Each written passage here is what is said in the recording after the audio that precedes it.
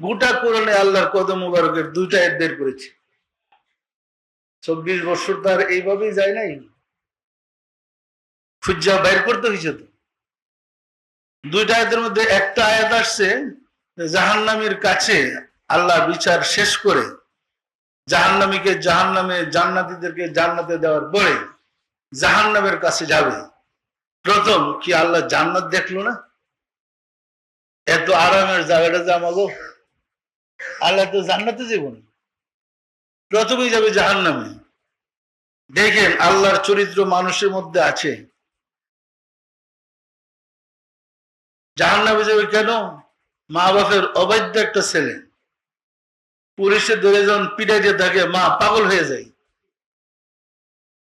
জন্মদাতা পিতা মাতা থেকে রব্বুল আলামিন বান্দাকে 70 গুণ বেশি ভালোবাসেন।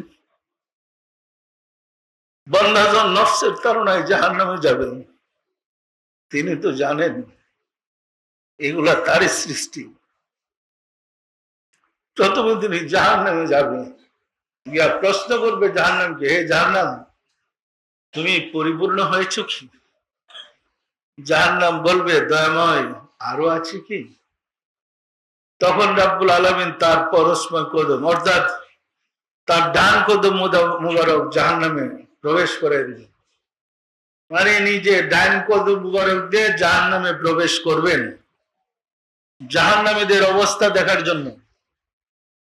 দয়াময় যদি জাহান্নামের ভিতরে প্রবেশ করেন, জাহান্নাম কি জাহান্নাম থাকবে না জান্নাতে পরিণত হবে?